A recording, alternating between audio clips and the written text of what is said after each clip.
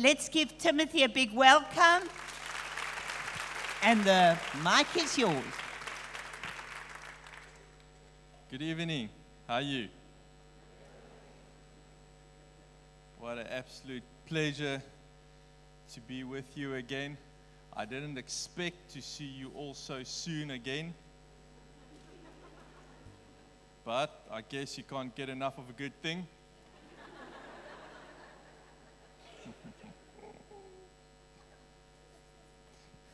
My wife is very jealous that I can get some quality sleep.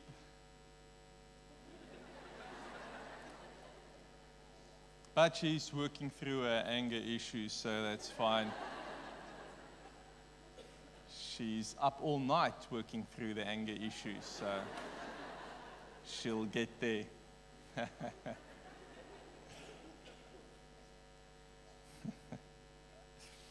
So, just of those of you that were at the RISE conference, how's it going with your marriages? Happiness?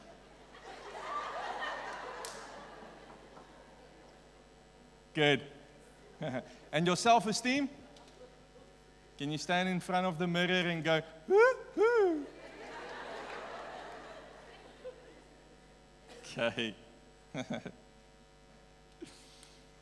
So tonight, okay, tomorrow I'm going to talk to your husbands. So that's going to be exciting.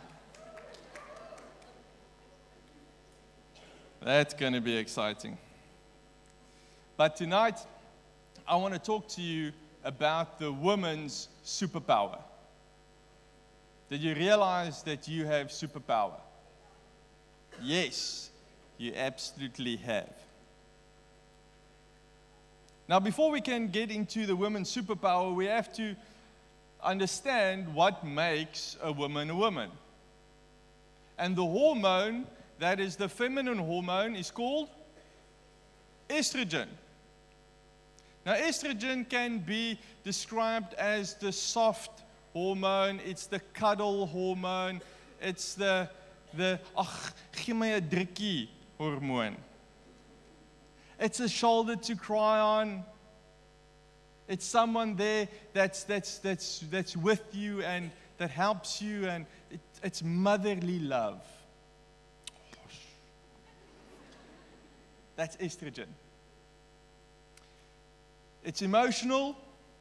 It feels. For example, the happy birthday song that you sang. Men don't say happy birthday like that. Nee, geluk broer.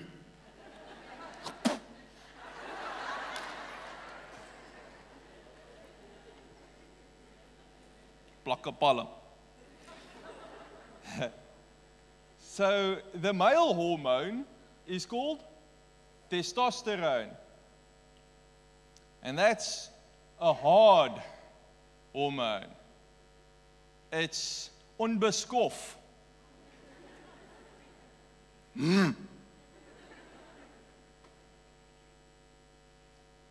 So where estrogen is a soft cuddle, testosterone is a hard grab.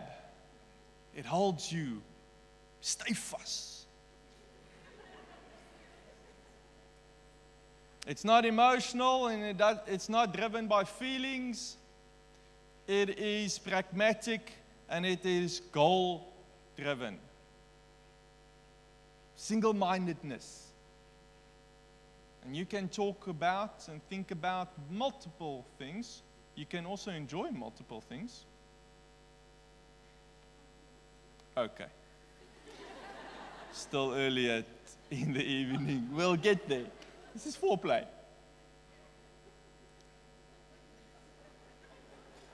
But I do understand I've got a 92-year-old in the crowd, so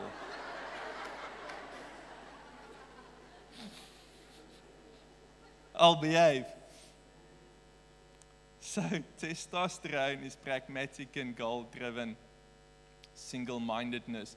For example, you go on a road trip and you drive past a nice curio shop and the wife goes, ooh, ooh, lovey, can we stop over here?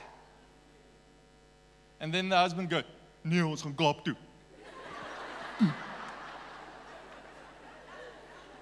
He's goal-orientated. He wants to get to his destination. And sometimes, if we as men don't allow our women in our lives to slow us down, we will drive right past life and miss everything. We'll work ourselves to death, not because we don't want to come home, well, maybe some, but obviously not to the women in PE. I heard Mossel buys women. Why do men work so hard? Because they love you. That's an interesting revelation. So when he comes late at home from work,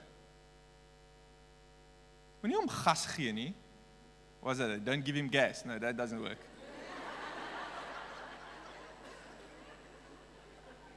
Because every time when you're going to be angry at him,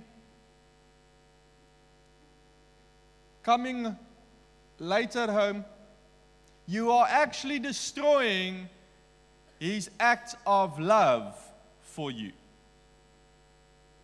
And that hurts.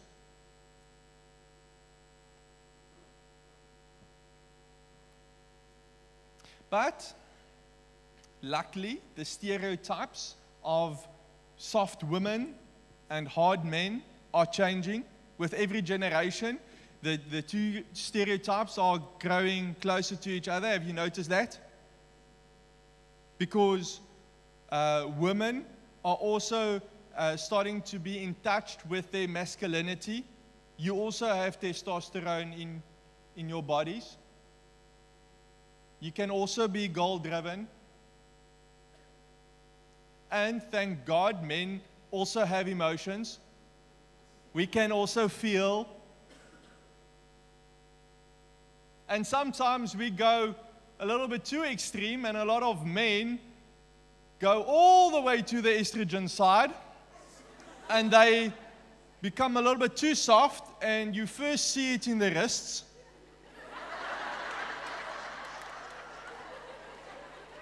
It loses all its firmness, and first it loses its firmness in the wrist and then other places. But you also see women going all the way to the testosterone side, to the masculine side.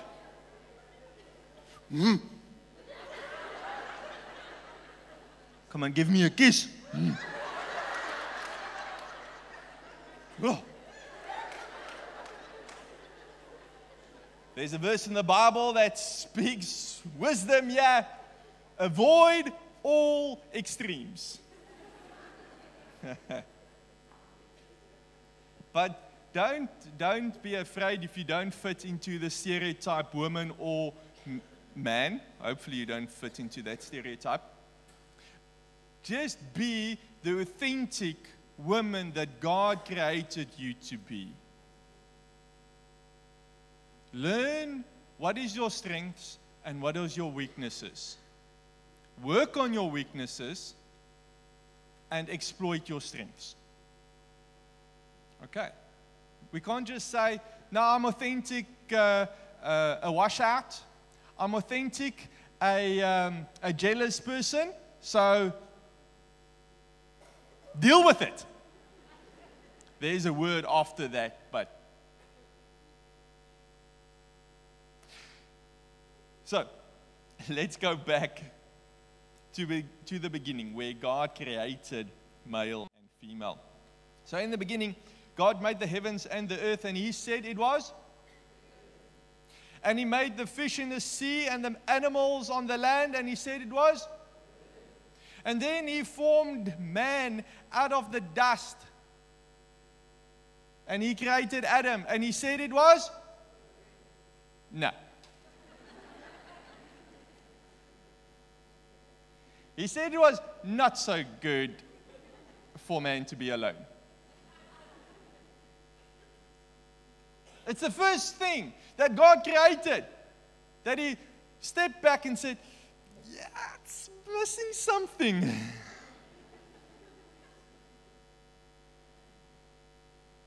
And then God created Eve.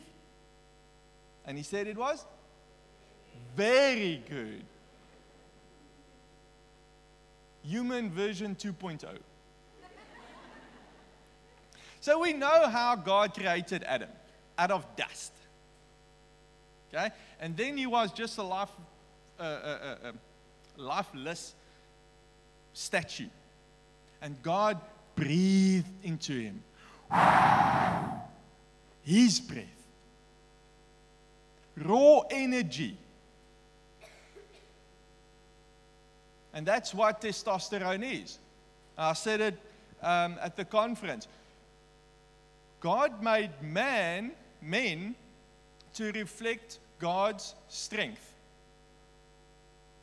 But He made female to reflect His beauty.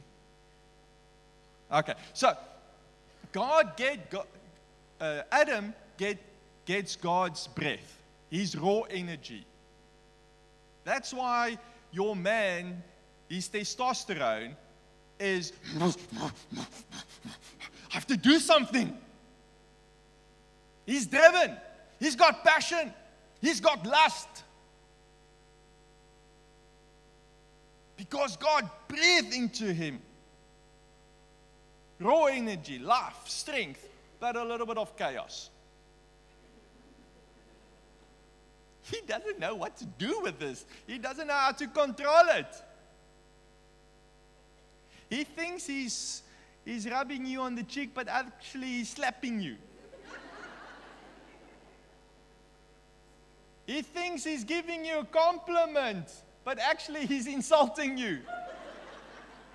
He's too much. He's too strong. The energy is too much. So we know exactly how God created Adam. But we don't know that much how God created Eve. He took something away from Adam. And then we don't know what God did then with the rib. But He fashioned it into Eve. And then when He was done, He took Eve back to Adam. So He took something away from this raw energy, this chaos. He did something mysterious with it we don't know. It's not in the scriptures.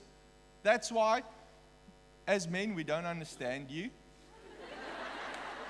It's a mystery how you are put together. We don't understand how you work. But we're not alone. You as well. True.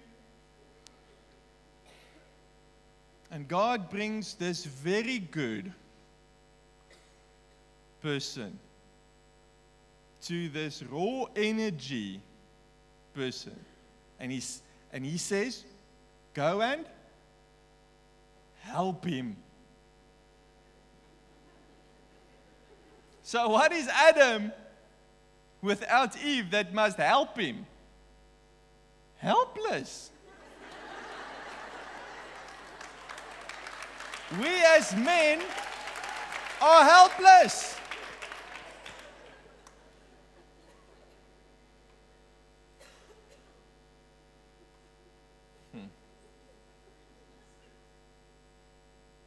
The woman He brought back to him to create balance, to be his filter, to help him, to regulate the raw energy.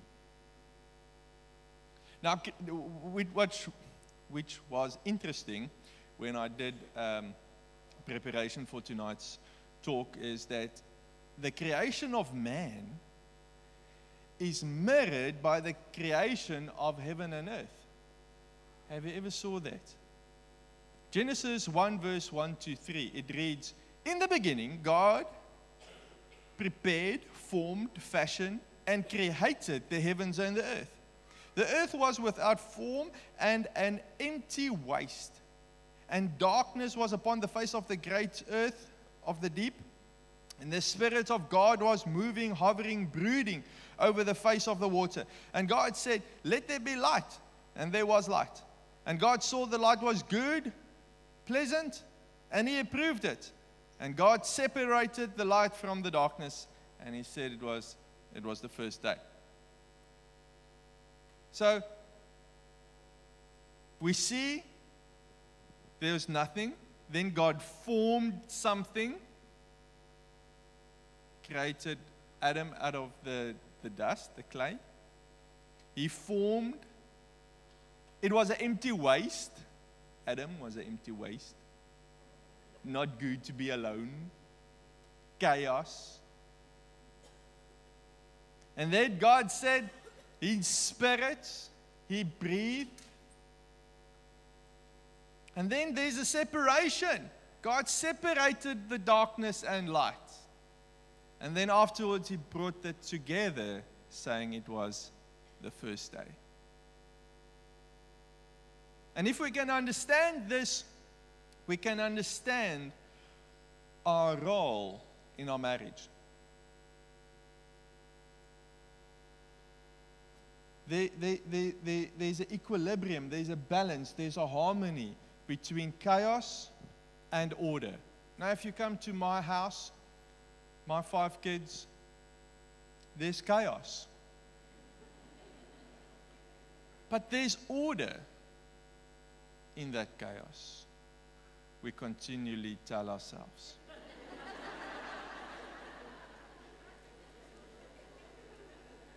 Do you know where the order is? By not allowing the chaos to create anxiety in me. Where's the order? Outside? No. That's chaos. An inner peace. Here's the order. And here's what tonight's topic is all about. Don't wait for your husband to create a situation in your marriage to be the prince that you deserve. Don't wait for the perfect husband. No, understand, you married chaos. You stepped into darkness. It was an empty waste, but you saw the potential. With a little bit of finesse, crafting. Ne? Yeah. Let's see. Where's all the married people tonight? Single people? Okay, I see there's a couple of confused people.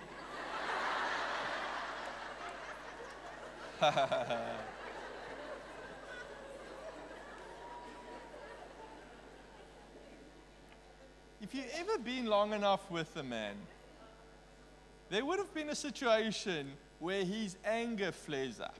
His testosterone. And all you have to do is,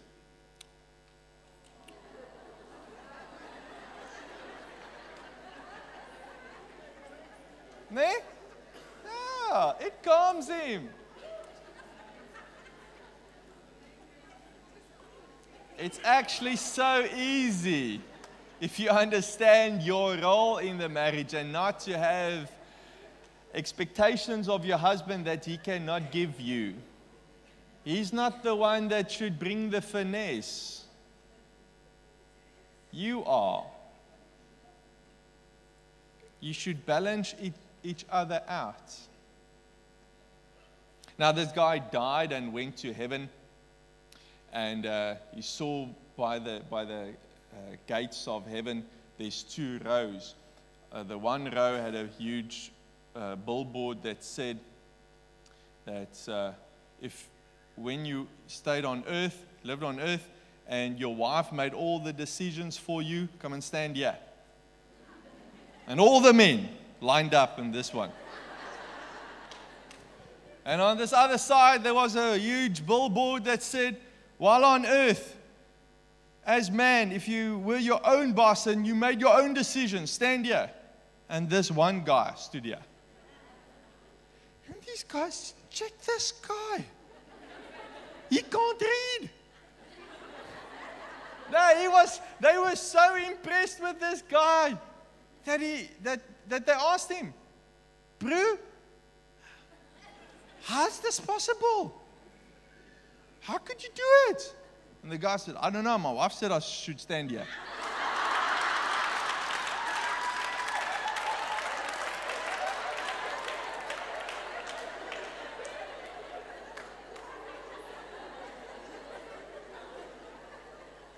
Oh, heaven help us. So the woman's superpower is to take something that's not so good and change it into something that is very good. The man doesn't have that power. He has his own superpower. He can create out of nothing.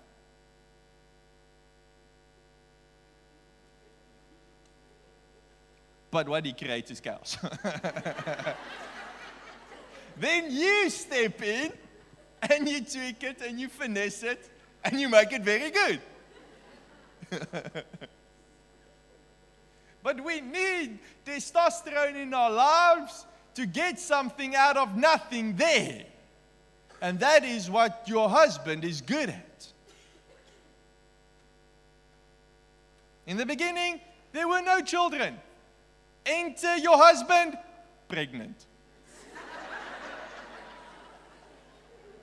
Okay, fine, that was a cheap shot.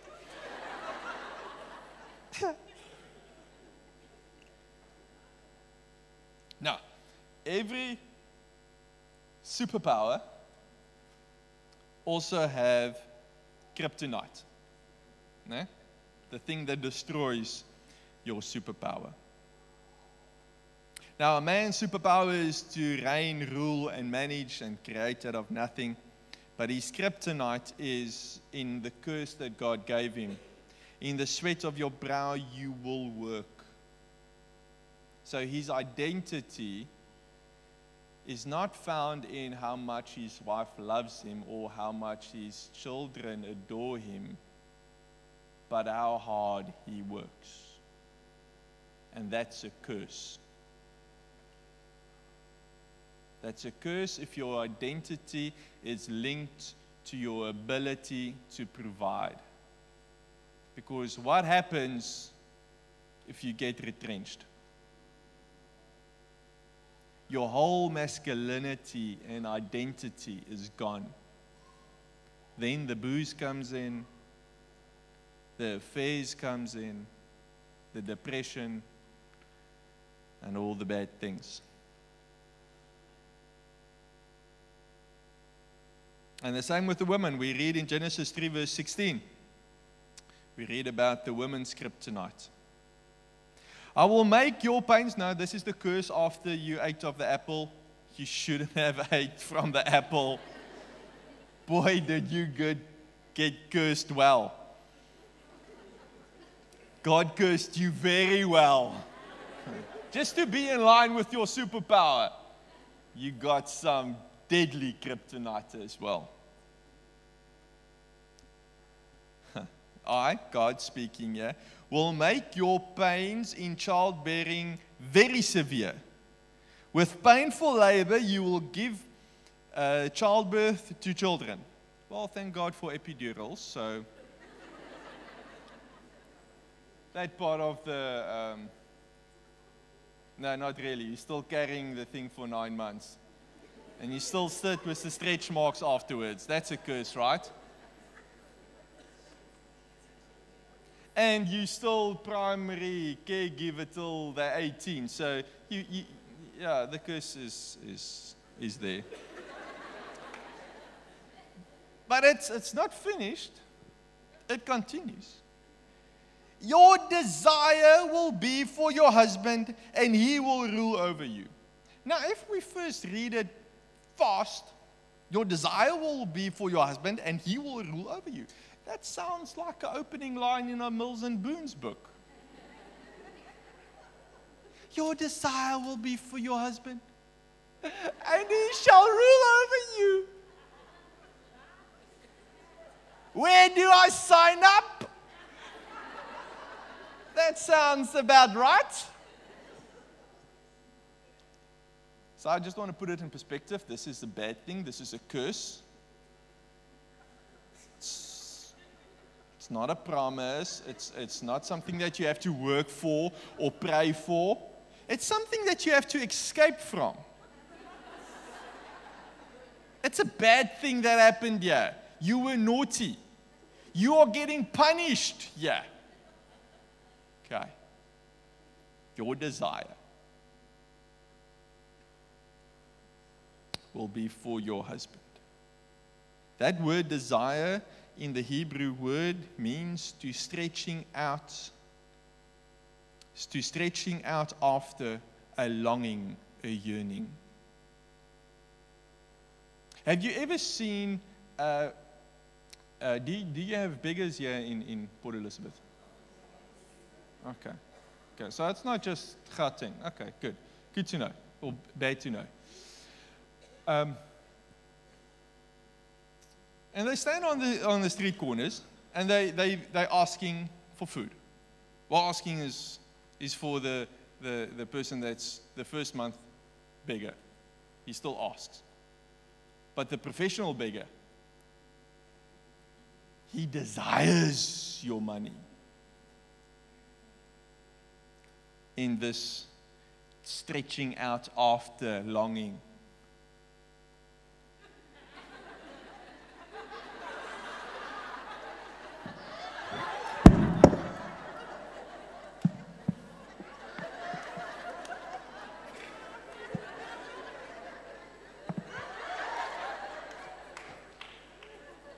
Do they go to acting classes here as well?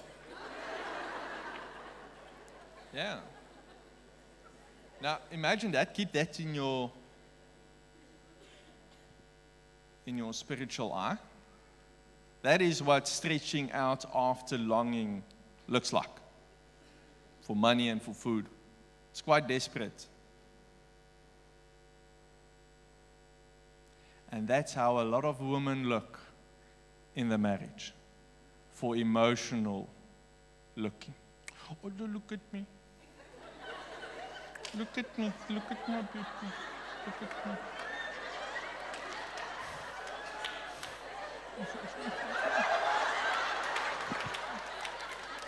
Tell me you love me. Tell me. Tell me you love me. No, you don't love me. It's a curse. It's sad. It's pathetic.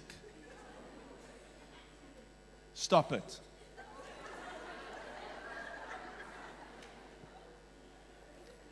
And sometimes, when you're lucky, the beggar will get a 100 Rand note. Have you seen the reaction if they get a 100 Rand note? What?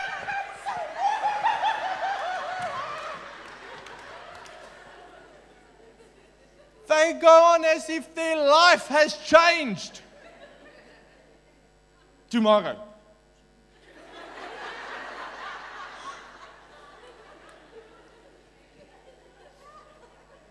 And sometimes, when you're lucky, your husband will throw a 100 Rand note emotion there. He'll buy you some roses. He'll take you somewhere nice and fancy. Immediately you phone your mother. You were wrong. This is the right person for me. He loves me. No, you just got a handout. You just got a 100 Rand emotional voucher. Tomorrow you're going to stand there again. Who's that other person you're working with? Is she pretty? Fire her.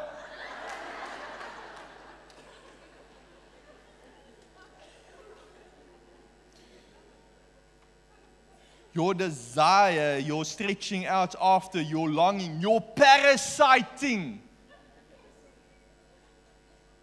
You're sucking the life out of your husband. Okay, Pastor Mariana, this Timothy can go now.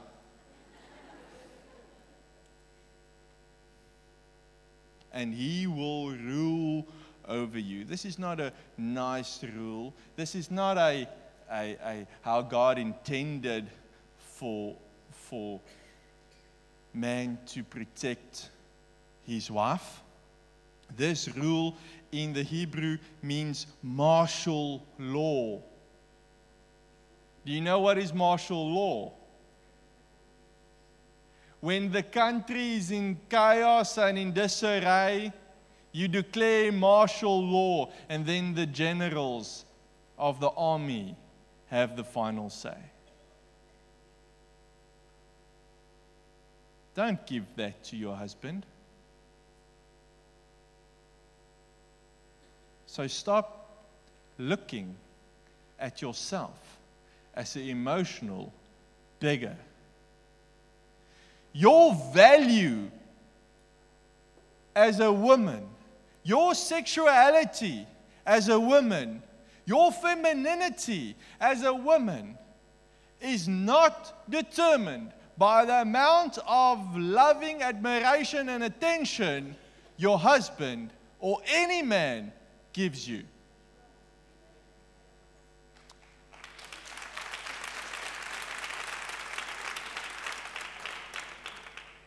And at the moment when you realize you're not a beggar for emotions, but you are a godly created woman there to make something very good,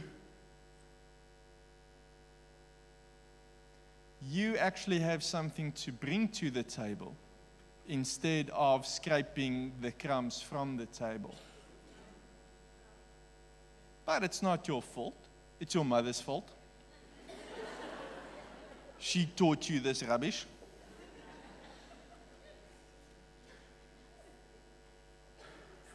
No?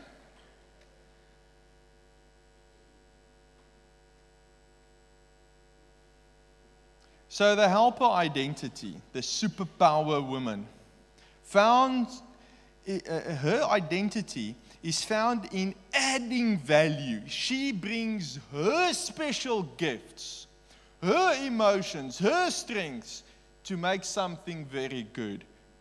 That's where she finds her value in.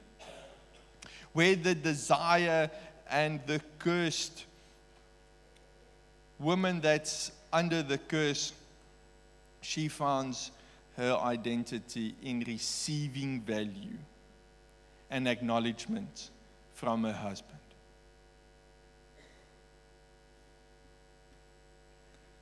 A superpower woman does not fall into jealousy. Jealousy is a sign of this kryptonite. You do not need to be jealous. You are queen. Start acting like it. So I raised 5 daughters. I'm proud to say that I'm a male feminist. But every time when I tell people I've got 5 daughters, the number one thing that they say, I hope you've got a shotgun. I hope also so that I can shoot people like you, is usually my reply.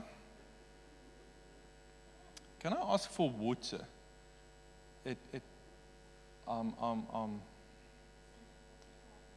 I'm talking, I'm getting excited here. Why? Why should I have a shotgun? Because I've got daughters. To protect them against?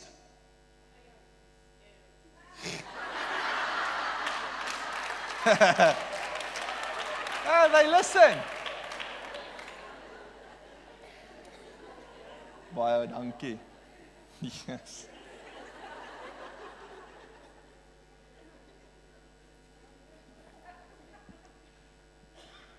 What image?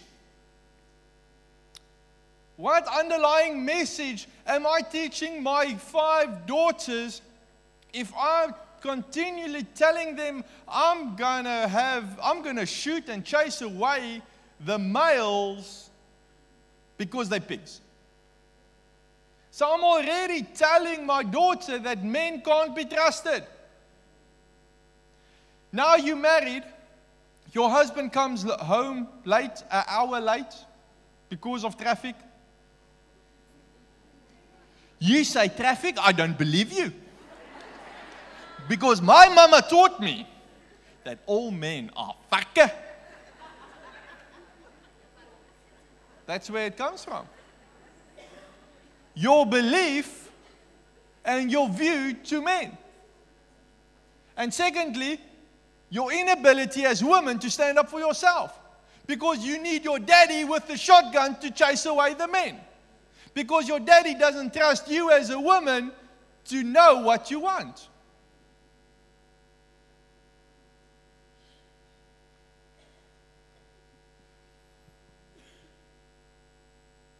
I don't raise damsels in distresses. That's your curse.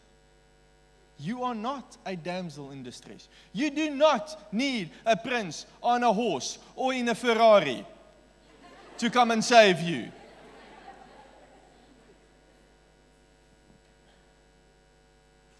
In the beginning of such a relationship, it is lekker. Oh, my desire is for you, and His rule is over me. How long does that stay Mills and Boons? Before the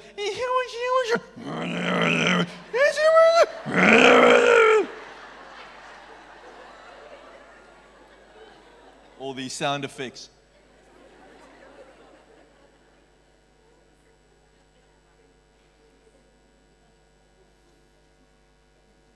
A woman that needs to be saved is a woman under the curse. God did not made the woman to be saved. He made the woman to go and help.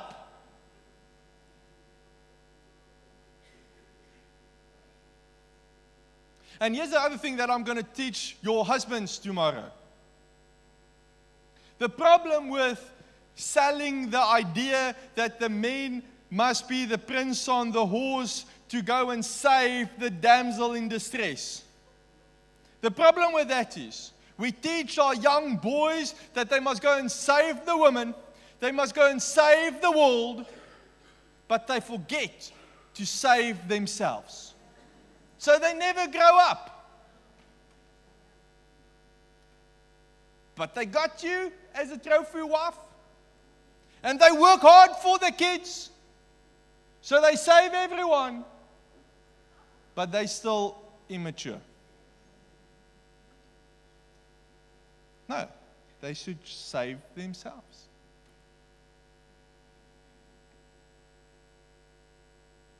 Or at least allow their women to save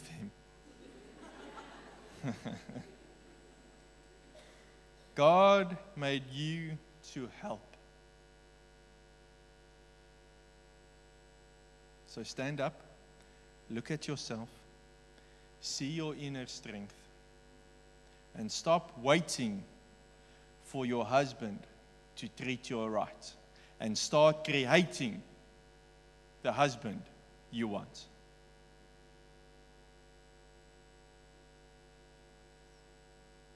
So what I see a lot in my counseling practice is that a lot of women go into their midlife crisis,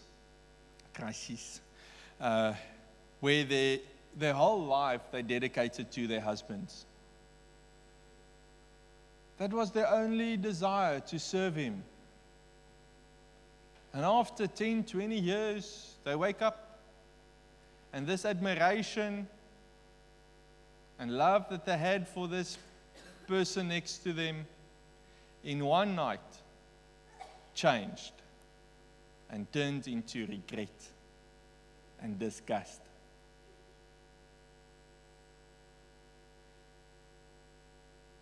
the resentment. I offered up everything and you just continued living. You should have died as well. Nee? Ja, dis wat jy dink. Yes.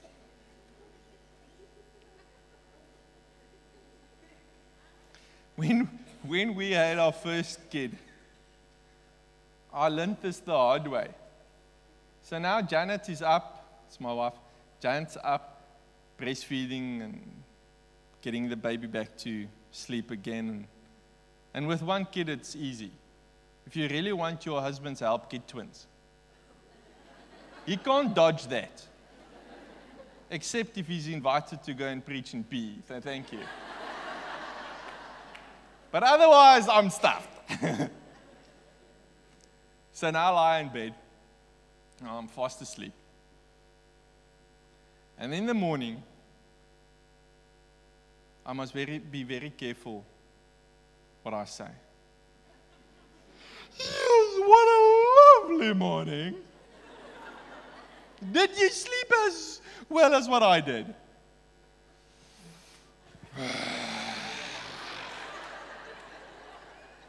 What? You mean you slept during the entire night? I had a deep conversation with you.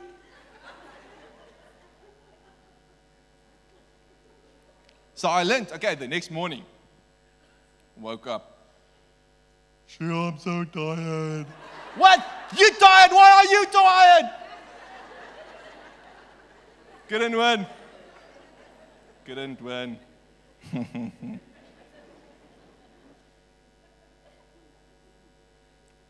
So what can you do to prevent going into this midlife crisis where you feel that you have sacrificed way more than what your husband has? Start investing in yourself. So in counseling, I speak to this woman and ask them, so tell me about your hobbies. Hobbies? Wow, what is that? It sounds spooky. Tell me about your girlfriends, and tell me about how many evenings there are that's just girls' night. Go out at night? No.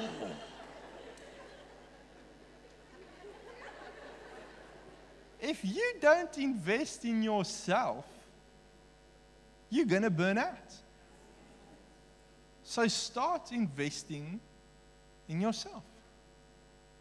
Go have girls' nights. Go start with a hobby.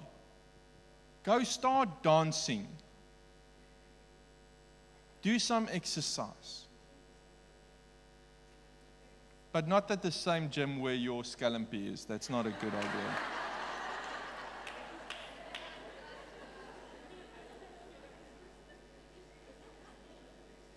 Do I have to finish that sentence? Don't have a scallopy in the first place? I see a couple of you say, oh, what? Okay. And the second thing that I see in my counseling a lot is men that too have affairs say to me that one of the reasons why they are so in love with this new scallopy is because she's a woman in her own right. And I know it's a klap in jou gesig because you've been serving him your whole life. But that's what you've been doing wrong. Your desire was for your man and he ruled over you.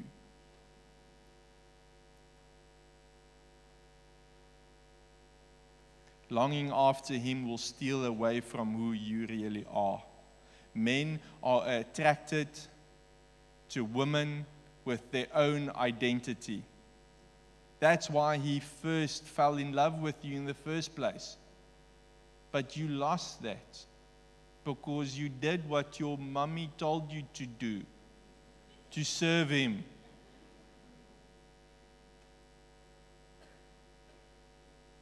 But not at the cost of yourself. A helper woman changes the mood without saying anything. A longing after, desire woman becomes desperate and tries to rule her husband to get him to see her. Jealousy. Nee, bless you.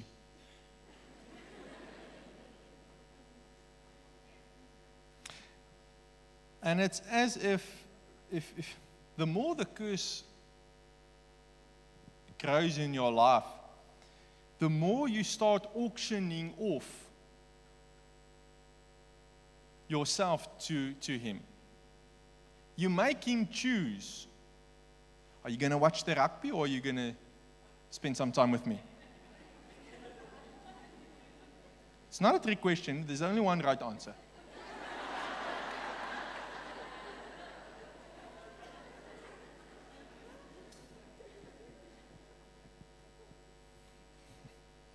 And everything that you do is a competition with the hope and the desire that He will choose you, that He will pick you. It's part of the curse. Release yourself from it. Don't auction yourself off.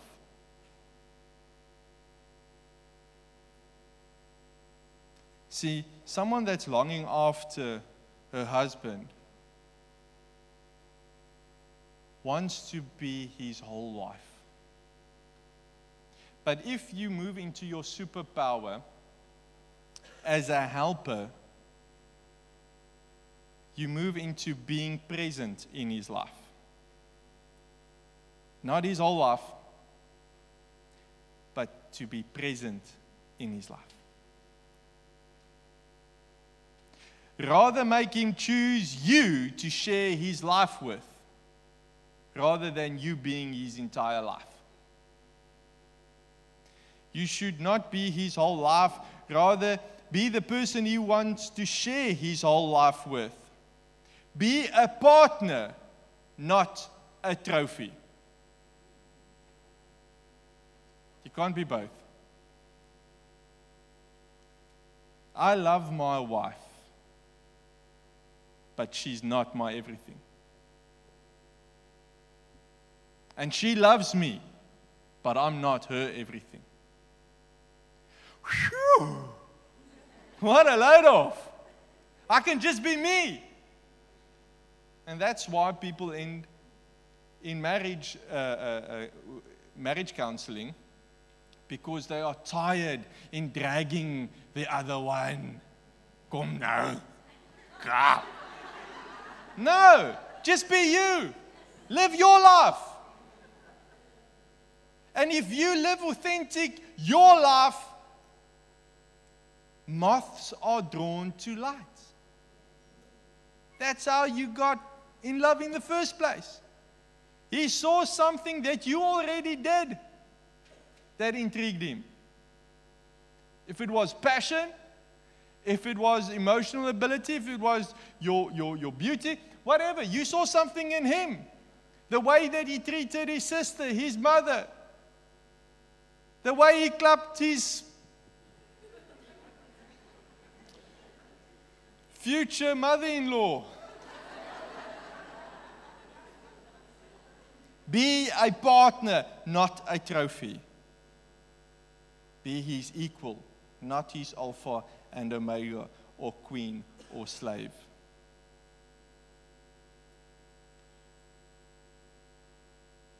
But this is only possible if you know who you are in Christ and in control of your superpower.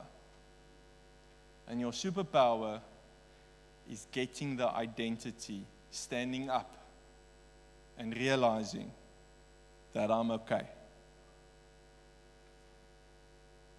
So, the second part of my talk, I want to do something practical. I want to leave you with a certain skill. I don't want just to be theoretical tonight. I actually want to empower you with a certain skill. And one of the woman's powers that she yields is her emotions. Sometimes your emotions yields you, and you're not in control of it. And I would like to teach you some emotional intelligence skills, how to be in control of your emotions. So the way that we can describe is, if you are not in control of your emotions, you live a reactionary life. So your husband says something, and immediately you react to it. If he acts and says and does something good, you respond and react. Yay, I got 100 rand. But if he does something bad, my whole life is not so bad. Because your identity is directly linked to his action towards you. So, it's like having a boat out on the ocean with no rudder, no sail. Sometimes, some days, the weather will be nice. Other days, the weather will not be so nice. Or, you can be if you're in control of your emotions, you can be a boat in the middle of the ocean. Still, you can't control the weather. Still, you can't control the size of the waves, the wind, the storm, your husband. It's chaos. You can't control it. But you've got a sail and a rudder. You can steer through it. Like we heard the testimony of Marianne. Everything that happened in her life, in your life. That's a lot of storms. But you steered through it.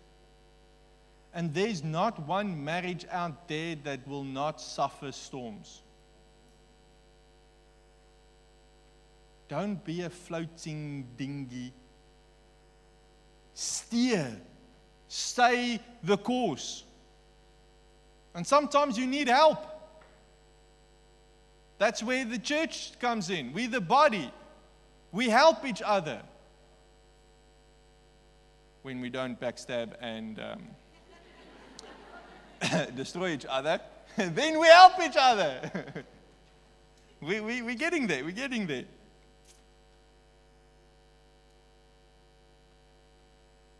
So,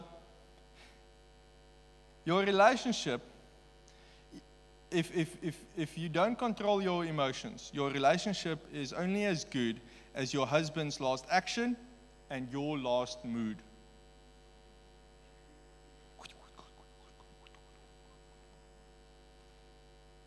En dan raak jy seesiek en dan.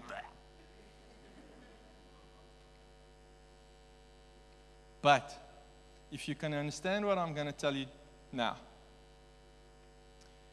the issues that you suffer today, the problems that you fight through today in your marriage, will not be there in 10, 20 years' time. If you don't, you're going to beclay until you divorce or kill him. Okay. Who of you want to steer through the problems? 3, 4, 5. Okay. It's enough for me to stay.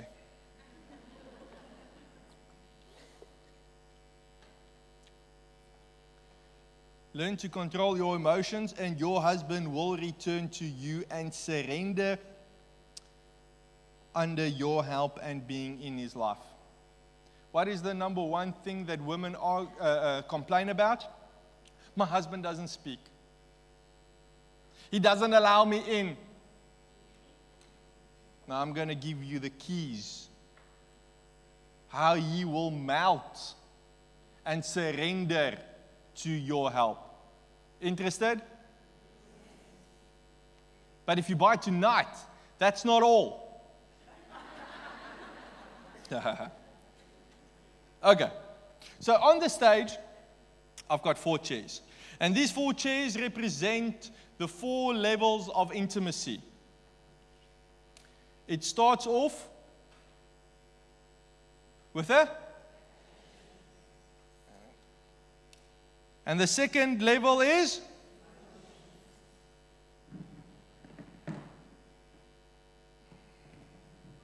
And the third level is.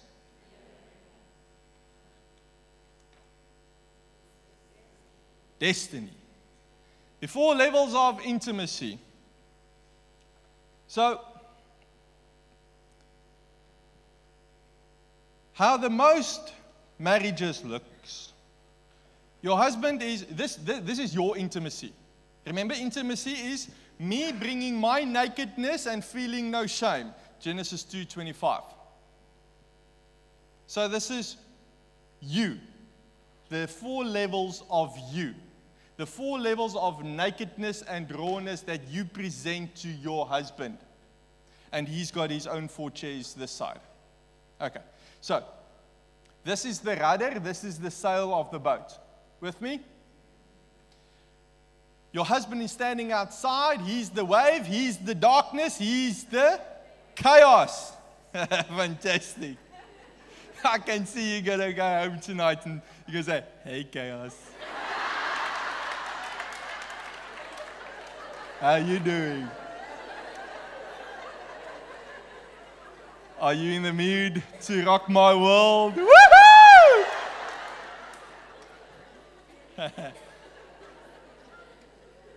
So, the majority of the marriages looks like the husband does something. Give me an example. Something bad that the husband does. He criticizes your food. Woo! You know what? You should get the recipe from my mother. Die. Okay, so let's use that as an example. You should get the recipe from my mother. Yo, what, sir?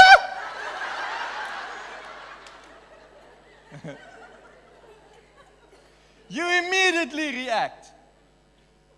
Level 1 intimacy. You stand up and you get out of the boat and you go clap him. You go on a hunger strike. No, you put him on the hunger strike. Maak jou eie bloody kos.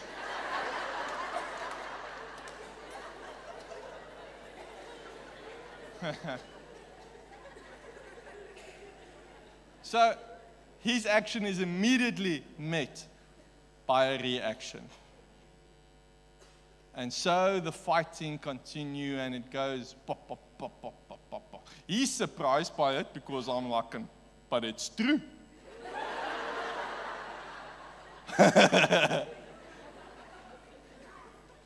His logic, you can't fault him. So if you want to break through, you have to, should I get the recipe from your mother? From my mother? You go,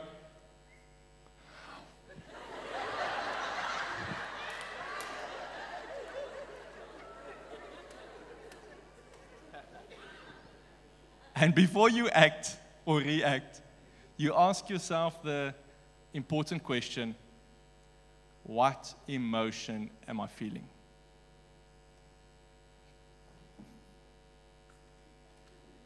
Do you see whose responsibility is to go more intimate into you? Your husband's or yours?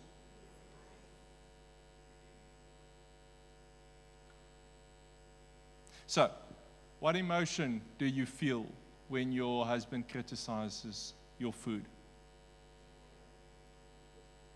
Anger? Disappointment? Rejection? Let's put a vote. Anger, rejection, disappointment? Rejection. Yeah, I know you can multitask your emotions, you can do everything. But I have to go and sleep tonight, otherwise I could have stayed at home. Okay. Now you feel? I'll go with disappointed because it was your action in the beginning. Disappointed. Okay. So, first thing, when you are on level 2 and you ask yourself what emotion I'm feeling, you first have to de-escalate your emotion. Because if you're not in control of your emotion, it will create you to cause a reaction. So we want to de-escalate what you're feeling right now.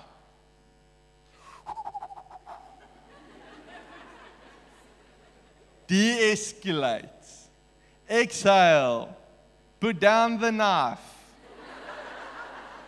You're serving soup. You don't need it. And the de-escalation of emotions has got 3 stages, 3 steps. First, identify. So we identified it as disappointment. The second de-escalation is to intensify. What's the intensity of this emotion? So I'm going to ask you, out of 10, 10 being the highest, how much is the disappointment?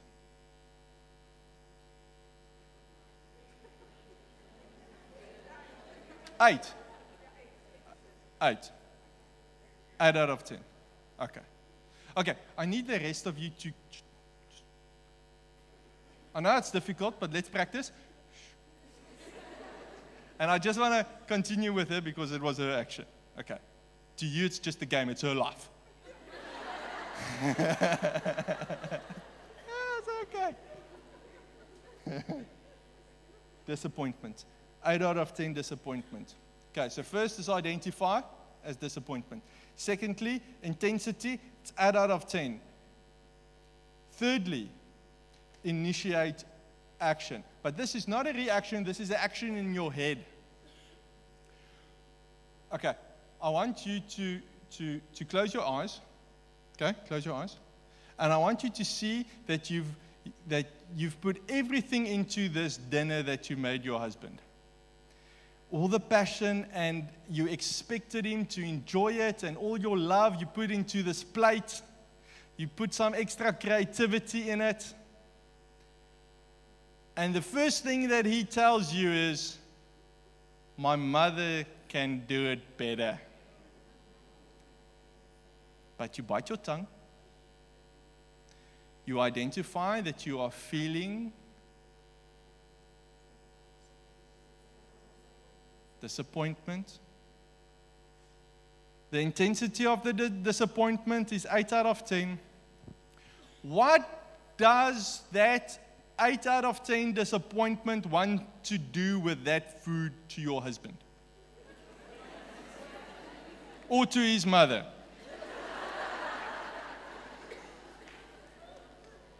Okay, tell me. What do you see? Take it away. Okay, I want to see you take it away. Isn't that just a little bit too passive? Is that all you want to do, just to take it away? Pour salt over it and hot sauce and... Okay. Okay, I want you to focus. I want you to focus on doing that and seeing that. Okay, can you see that? Okay.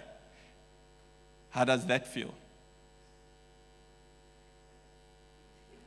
Good. What happened with the disappointment? Is the disappointment still 8 out of 10? Okay, you're springing too fast. Just rate the disappointment that you feel. Is the disappointment still there? Still 8 out of 10? Give it a number. It's lower. What does the 6 out of 10 disappointment want to do with the food now?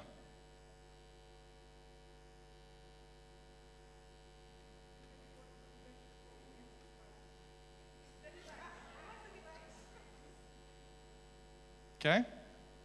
Focus on that. Okay, I want you to feel the disappointment again. What's the number out of 10?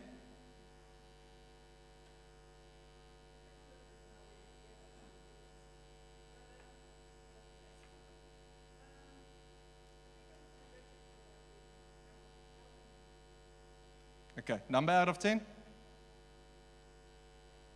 4. Anything under 5? Manageable. You're in control. Above 5? Chaos. Okay, thank you.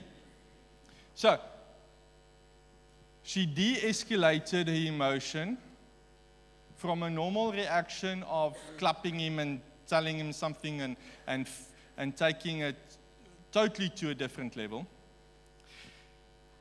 What will happen if she, after she de-escalated the emotion, obviously she doesn't want to destroy the food for real. It's only in her mind.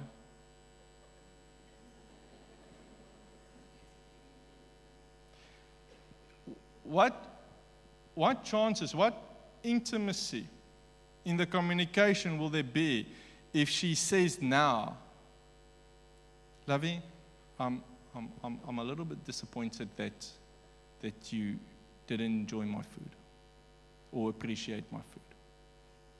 Is there a better chance for a deeper connection than, yo massa? A little bit better, yeah. Agree? Okay. But the de-escalation part is only part of it. The second part is to create and recreate, because you have the superpower to make something that's not so good.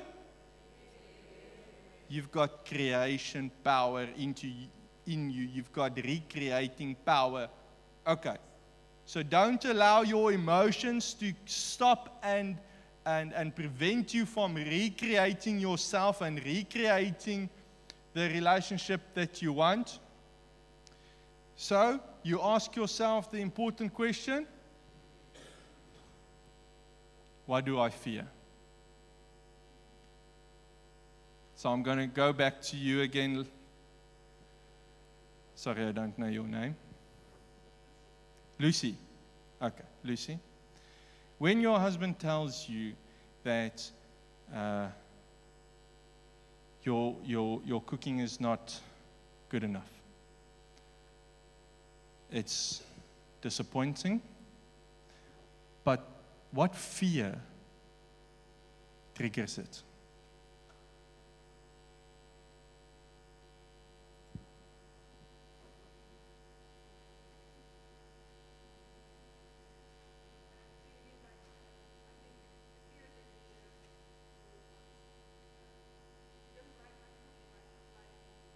Okay. Sorry, where did that come from? Is your husband someone that enjoys his food? Okay.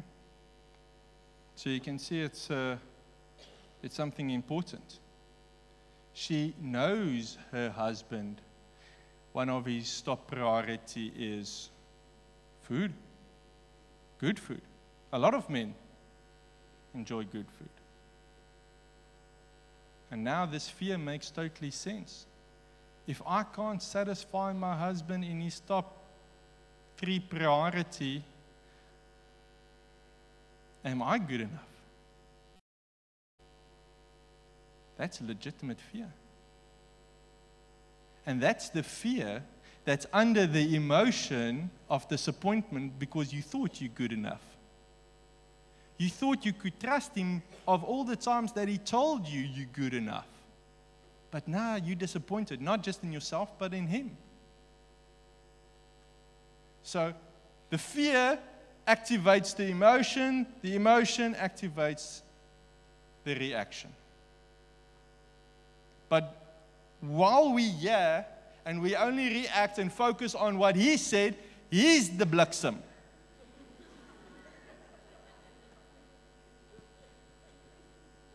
But because you allowed yourself to be in control of your emotions, you reach stage 3 and there's can you feel the atmosphere in the church has changed? The moment when she said, but I'm fearful that maybe I'm not good enough, the energy changed. You can feel the vulnerability. It's called chemistry. We get adrenaline chemistry, we get the lust chemistry, but we get the deep, intimate chemistry as well. And if you practice this, so what will happen if she tells her husband, I'm fearful that it means if you don't like my ability to feed you and to cook for you, that you lose interest in me and that I'm not good enough for you. Where will that conversation go? Better place? We're not talking about his ma anymore. Thank God. Because we can't win that argument. So stop fighting about the mother-in-law. It's not about the mother-in-law. We left mother-in-law on the seat number 1. She's a reaction. I'm going about myself. But there's still one level deeper. What's my destiny? What's my self-belief? Your desire, Lucy, right? Okay. When you think about yourself as a culinary skill, what's your destiny? Do you see yourself as a master chef? No. Okay. Okay. Do you see yourself as,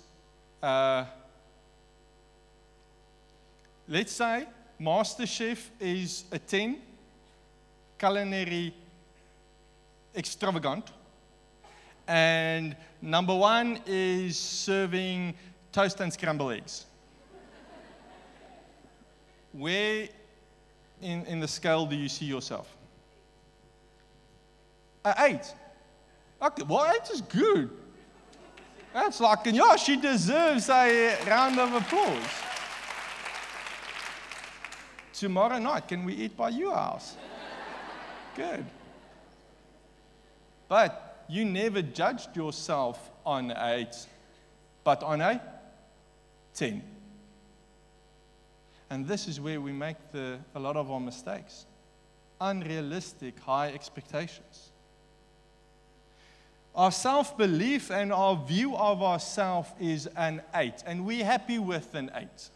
But we're disappointed that we're not a bloody 10.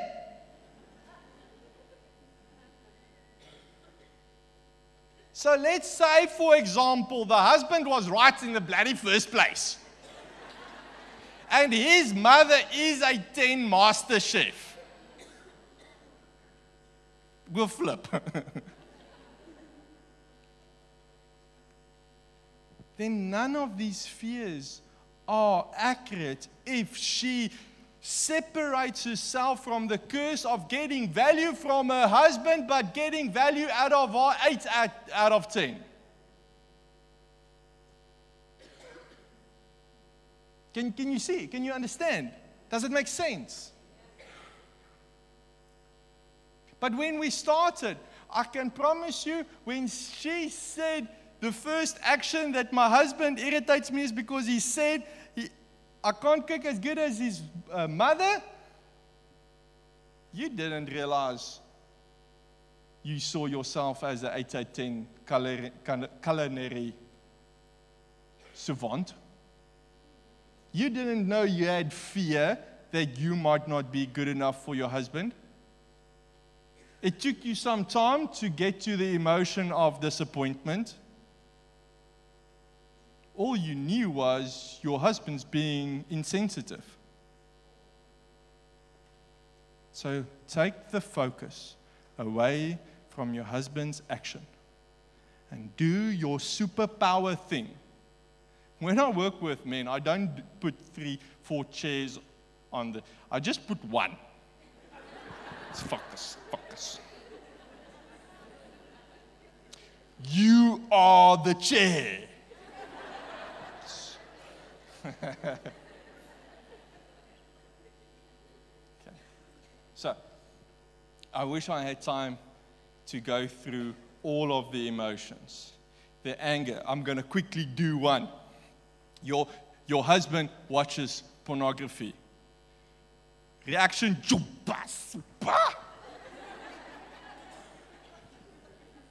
but, what does it make me feel? Angry. Okay, identify, intensity, 10 out of bloody 10. Initiate the freaking bazookas and shooting that freaking floozy. Destroy that computer. Okay? But only in your head. We're not reacting.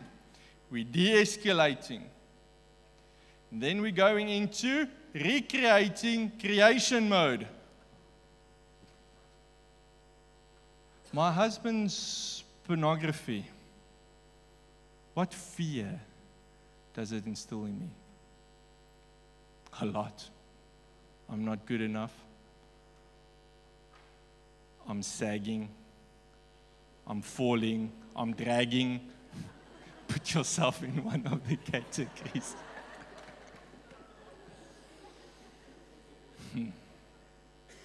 So you need your husband to reaffirm what you actually believe about yourself.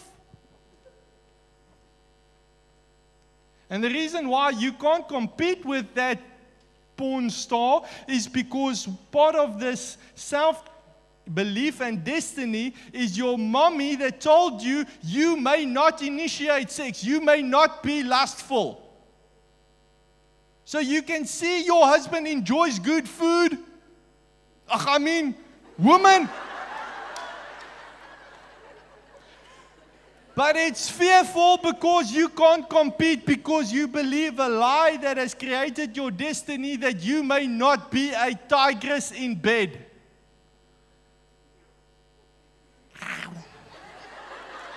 Oh, sorry, it's called a cougar.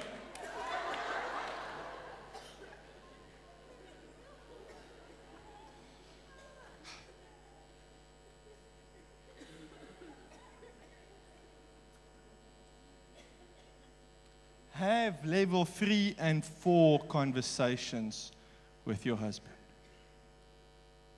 It will save your marriage. It will steer you through the porn storm, through the steamy kitchen. And in 10, 20 years' time, you won't be fighting about the same stupid things. Focus on your own nakedness. Let's close off with prayer. Thank you, Lord, that you are a good Father to us.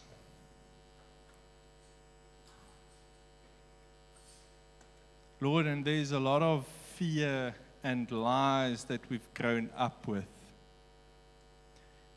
Help us and give us the strength not to react out of it, not to react out of our insecurities, but to draw in this superpower that you gave us to do soul searching and to recreate ourselves and to grow ourselves. And if we are able to stand in front of the mirror naked and be satisfied with the person we are, then our spouse will not be far away admiring us. Lord, I pray that by the work of your Holy Spirit, you will help some of these ladies that stuck on an emotion for way too long. Anger has gripped their heart. Fear has made its home in their heart. Anxiety, sadness, bitterness, unforgiveness, guilt, shame, shyness. Lord, I pray that you will loose the handbrake and allow them and give them the strength to go one level deeper. In Jesus' name, amen and amen.